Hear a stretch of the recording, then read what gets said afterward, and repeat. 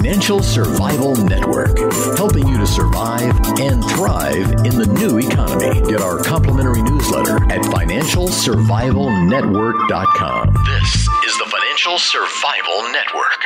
FSN. It's about what's next. Oh. Been a while for sure. So what's going on here? Are we getting near endgame here or what? Wow, it's it's hard to say, but it looks to me like this rally is very exhausted. It just backfills each day. It loses and it tries to rally back. The volume's been horrendous. The inside selling has been huge. It just doesn't seem like there's any new capital available to be enticed into these insane prices. And I guess that's a good thing, because I think it's going to be very damaging for anyone that's been adding capital in the last couple of years to these markets. Yeah, and it looks like, look at the instability that's going on around the world here, Danielle, and the food prices. Venezuela, they're melting down. Ukraine, they just had their revolution, and multiple countries are just having these insurrections going on. Yeah, well, there's been so much, hot money going into those economies in the past few years from the usual suspects, and as it has left over the last year, it's really revealed what people, maybe it papered it over for a while. People thought that they were, getting somewhere maybe, or they were getting enough food to eat. They were not, they were placated to some extent. But once the foreign capital flowed out in the last year on the tapering news, you've seen a lot of threadbare cupboards left, and you see that that's usually a catalyst for making people, rise up and take to the streets and protest. So I think it's only relevant perhaps in the sense that, I've been hoping that the real people in the world would have to rise up and take a stand, because frankly, the powers that be have been getting away with so much, and unless people at this stage, the masses do take protest, you really don't get any effective change. And I think that that's the kind of unrest that we're really going to need this time. It's such a frustrating era in many ways. The status quo has maintained its power even after the crash in 2008. The government didn't, have any meaningful impact on anything that went on. In fact, aided and abetted the extension of all the bad policies. So we've really been sort of stuck in a no man's land the past few years, and the society is falling further behind. The bankers and the 0.1 of the 0.1% have made off like bandits, and the society is really starting to come apart at the seams in a lot of ways. So do you think that that the unrest, civil unrest, is going to come to the U.S. and Canada?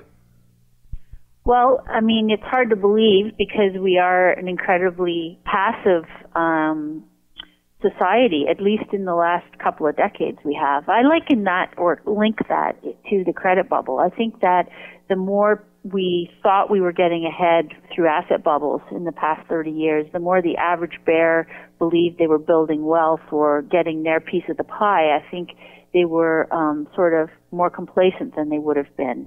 And as they were complacent, the executives and the higher ups and the Congress and insiders were all just sort of raping the system blind.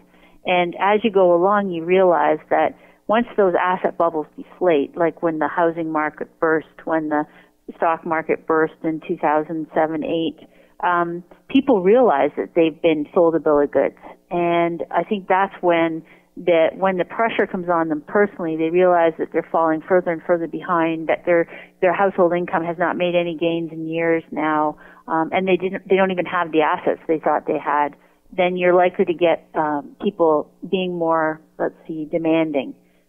So we'll see. Again, the thing about the food stamp program over the last few years and many of these social programs is they've been funded on the QT in some ways. So, it's not the soup kitchens in Times Square and the lineups for bread. It's a much more insidious, hidden poverty that's been building in the West. And I think, because of that some people can pretend it's not there, or, there's almost like a shame, or it's hidden.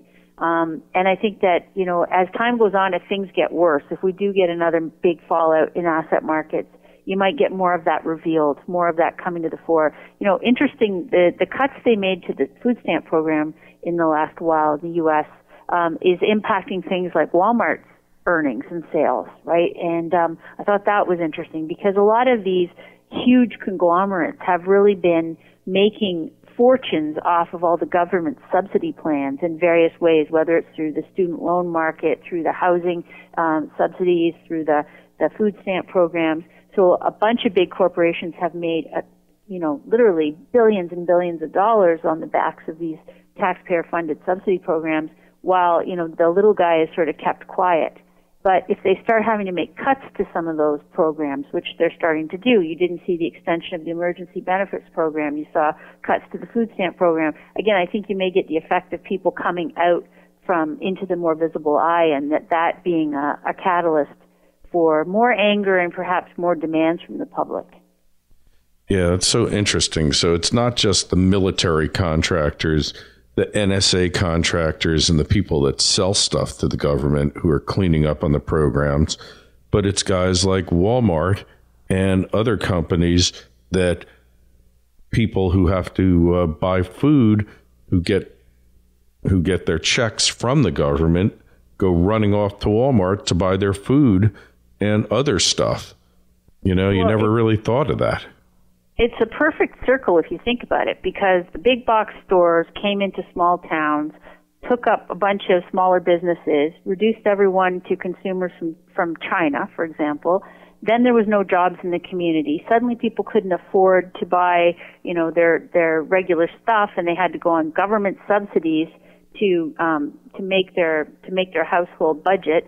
And then those subsidies translate into food stamps that go back to places like Walmart to buy the food. So it's like we're perpetuating this cycle of no jobs in our domestic economy, because everyone's, having to buy things cheap, and the government funding that's going there is almost aiding and abetting that trend. So until we sort of cut that and say, okay, we have to stop giving all of our whatever revenues are available to, places like China and Asia where we're importing goods, and reinvest more in our communities, I don't think we're going to break that cycle. Yeah, it was funny, because it's not really funny. Like the last company manufacturing jeans in the U.S., I think it was Levi Strauss, they shipped all their manufacturing out to China to make the jeans there. So exactly what you're saying, the people who used to make the jeans here, now, they're no longer doing it. So same with bicycle manufacturers. So it's all made in Asia. So now they get subsidies or whatever welfare payments to go to Walmart to go buy food, because it's cheaper there, and it's fake food anyway, which we could get into a whole conversation about that, because all the food they're selling at these big box stores, for the most part, is fake food, right? Yeah, although I think Walmart's gone into a bunch of produce in the last while, because my local grocery stores were complaining that people were buying more produce from Walmart in the last couple of years, and that was cutting into, their sort of bottom line. So I think they have branched out into more food groups, but it's interesting too, if you look at China right now. So one of the big waves that's sort of plates that are shifting under the world economy today is the Chinese credit bubble that's built in the last few years. So because everyone was buying everything from the East, and primarily China, in the last few years, or before, leading up to the credit bubble, let's say, because they were the exporter of choice to all these Western demand countries, what happened was they built up an infrastructure and an output that was this torrid pace. When the credit bubble burst and the demand in the world plunged, and we in the West were not demanding to purchase all of those goods and services, China, being a centrally planned economy, tried to keep it up, right? They tried to insist that the growth the government would spend and pretend and extend, and that the West would come back and they would continue on their merry way. Well, the West has not come back, and the consumer has not come back, and we are not, buying and demanding the goods and services. So what's happened is the last 5 years of pumping out, all these credit products in the Chinese economy to try and keep, everything propped up are now coming home to roost, and they're having, every day big blow-ups, whether it's in their municipalities or in their different levels of government and financial institutions, and they've been trying to just kick the can. Well, as that goes along, I think the inevitable must happen, and you're seeing growth come off there because they literally can't keep a Ponzi like that going forever. And so you see that the other thing that's happened thanks to QE the past few years, Kerry, is all this excess liquidity pumped in the West has floated into these emerging markets, as I referred earlier, but into things like Chinese banks, as an example. So today, the largest investment banks in the world are holding the most risky credit in a lot of those developing countries. And so it's just this perfect circle of disaster, right? Because they tried to fix debt with debt. No one wanted to admit that the growth demand cycle had turned down. And they still fight it to this very day. But as a result, debt has just grown and grown. Pension deficits, another thing that I was writing on the blog about this week. Pension deficits. Even with this huge QE rally where you'd think, wow, that's really got to have helped pension plans, they still have staggering deficits. Why? Because states have been so cash-strapped. They haven't been even funding to the minimal funding they'd prescribed to their pension plans before. They didn't do any of the necessary restructuring. They saw this rally in the stock market as, another opportunity to defer, extend, and hope for the best. So nobody did the cuts they required, and they didn't put the funding in. They deferred the funding to put it into short-term needs, and so the gaps have just continued to gape wider and wider. So it just didn't fix anything. We knew that it wouldn't, and I guess it's been a long time coming into the numbers, but as global demand goes south, as you see revenue after revenue in these companies disappointing to the downside, it's finally becoming obvious.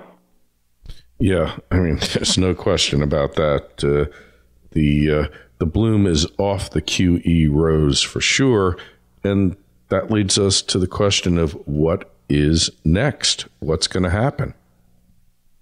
Well, I've been reading that Hellhound of Wall Street book I put on it's the Pecora biography that was written in 2010 by Michael Perino, and it's riveting. Honestly, I just think everyone should read it because it's this incredible story of exactly the same conditions and actors and behaviors that we're going through today.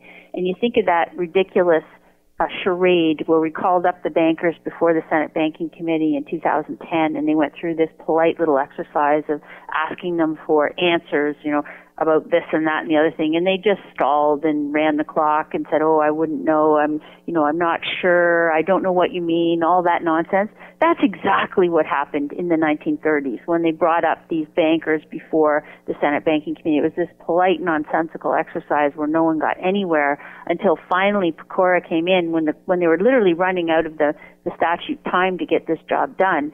And he demonstrated that you just have to keep going at this. You can't back down. You can't keep thinking that the J.P. Morgans of the world are these, gracious social citizens who are doing the best, to help everyone. They're not. They're pariahs. They're literally taking advantage of everything. And we have to really, I think, fundamentally, we have to go back to the banking system to start. We have to clean house. We have to sever, the sales side from the banking side. We have to just start at that as a foundational aspect. Have to stop, and the financial markets are going to take a tank, and that's necessary.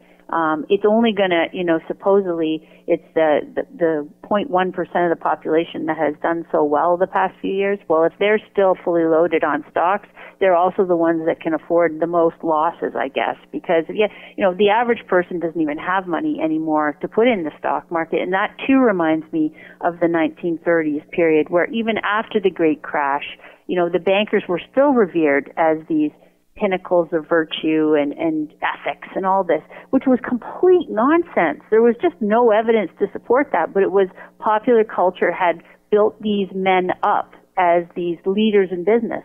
And when Pecora really went at them finally and would not back down and kept taking them through to prove that they were tax evaders, that they had, made their own employees buy overpriced shares all the way along, and they had funneled all those profits out into their own bonuses and executive pay, that they'd thrown all the little people under the bus, like Charles Mitchell.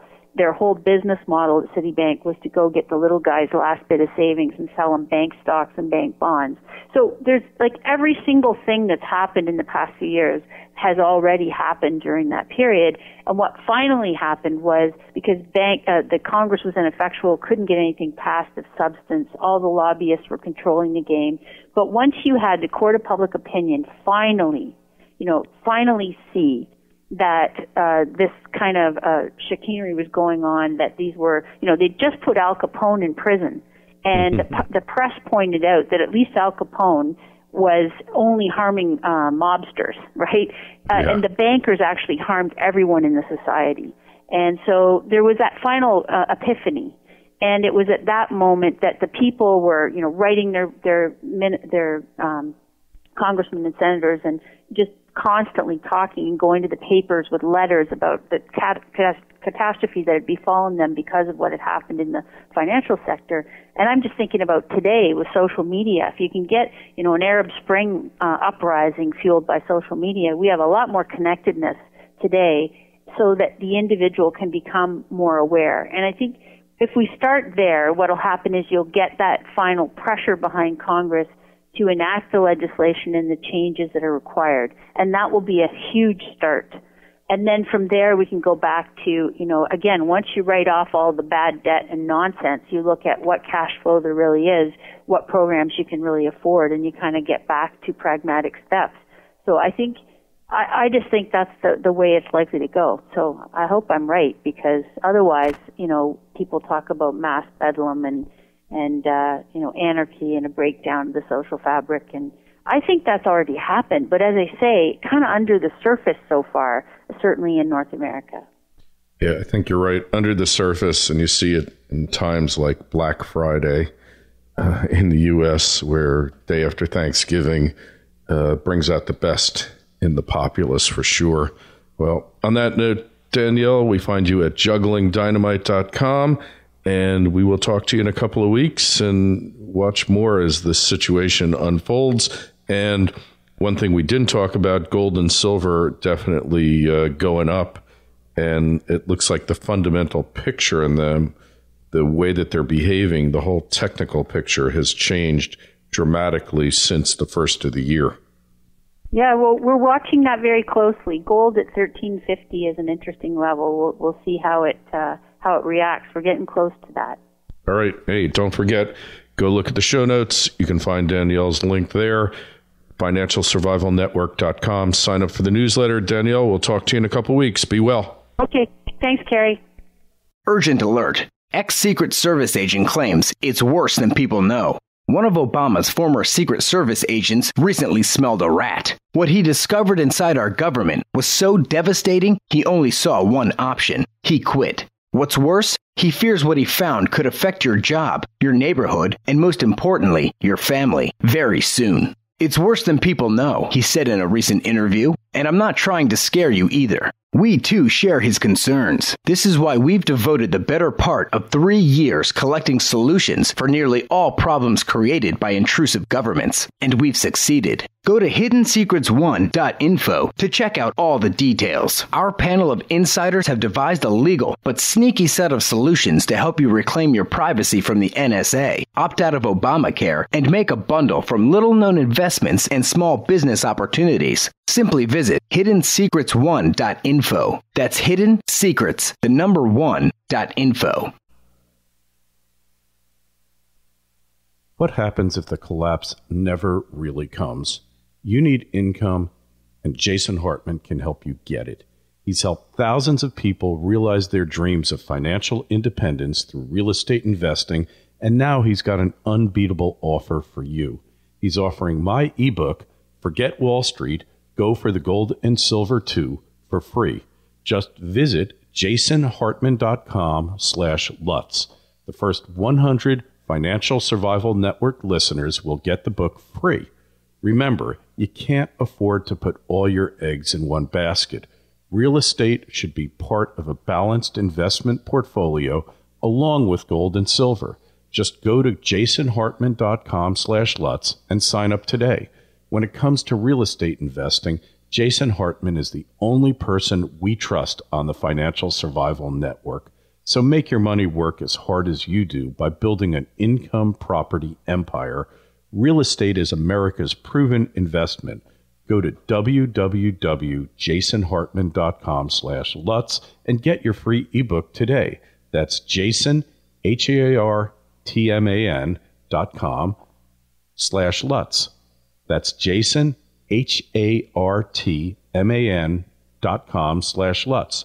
Jason knows how to help you retire with a portfolio of income-producing property. Go to jasonhartman.com/Lutz. The Financial Survival Network, helping you to survive and thrive in the new economy. Get our complimentary newsletter at financialsurvivalnetwork.com. This is the Financial Survival Network.